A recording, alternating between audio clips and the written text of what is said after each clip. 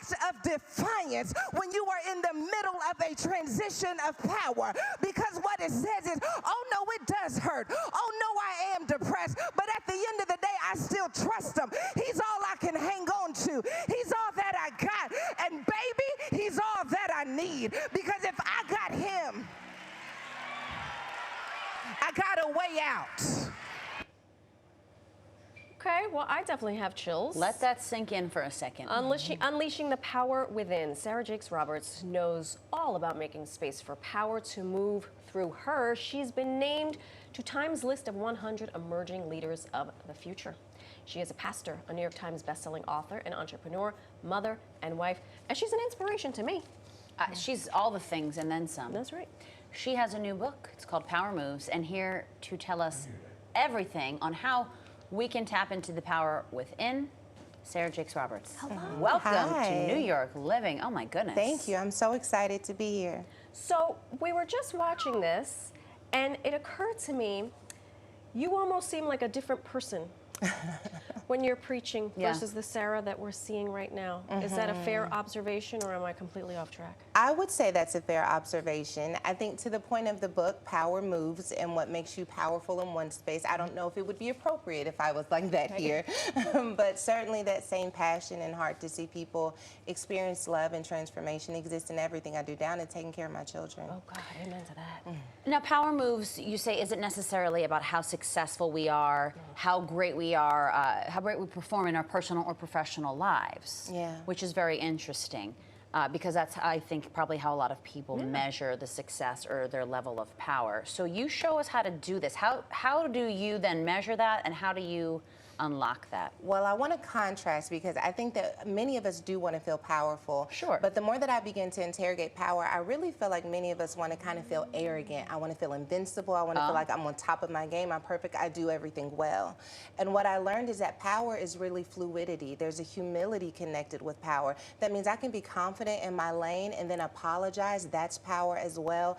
And so really tapping into power moves and what is that fluidity and how does it show up in my life is what the book centers around. I want to help people define power for themselves instead of trying to borrow this definition that the world offers. Say that again. You delineate power between arrogance. Wow. That Again, let that sink in for a second, folks. because I think in this day and age, I think it's easy to confuse the two. For sure. And power looks different on different people. It does. And power is not reserved for a select few. No. Power is available to everyone. And the more that we can own what power looks like for me and my world and my context, then we don't feel so far away from this definition of power. I have found it's actually much closer than we realize. Right.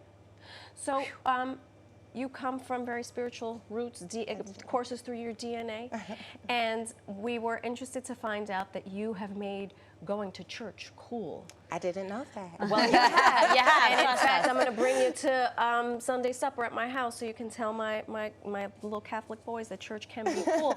It's a very tough thing because, again, in this day and age, people are searching for answers. Some of us go to church. Some of us worship at the altar of God, goddess, Allah, you know. Yeah.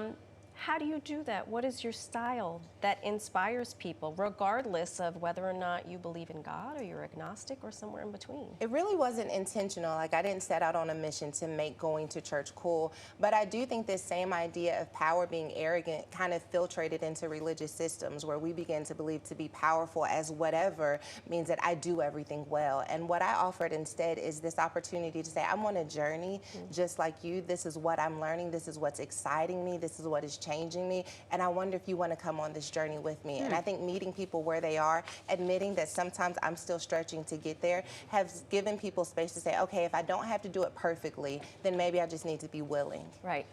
Say that to the people in the front pew of my church who are so judgy. I'm like, look, stop. Yeah, really. Yeah. Tough crowd. Now, obviously, your father, the one and only T.D. Jakes, how much of an influence would you say that he had on you in this course that you've taken versus how much, I mean, I'm sure it's there, you grew up with him, but how much have you also come to this on your own, through your own journey? It feels like I was incubated in this, but I got pregnant as a teenager. I dropped out of college. I waitressed at a strip club. I was not on the path to be anyone's pastor.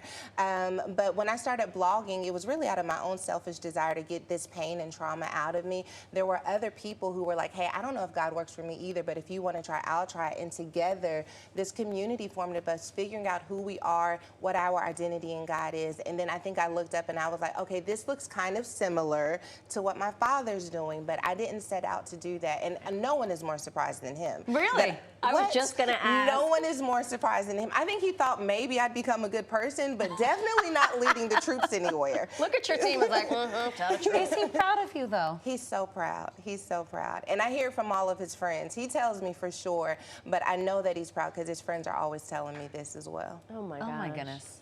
So in light of your new book, we also wanted to highlight the many times you made power moves in your power suit. Oh my, let's talk about it. Okay. Roll look one. Oh my. Stop it Wow. right now. That's Gorgeous. a power move. Let's The see girl look on two. the move. Yeah, look two. I love that.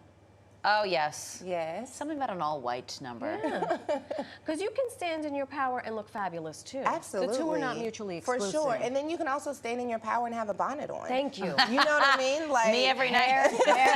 and the dots on my face. You think I just wake up like this? It takes work. What I'm doing behind the scenes. That's right. Is how we show up there. But no, my friend Jason Boland, we've been working together for 10 years. Oh, Jason, Two yeah. people who love God, love creativity, and we have an opportunity to share it with the world. Fantastic. Well, thank you Amazing. for sharing all the work that you do All my honor. and making all of us so proud. Thank you.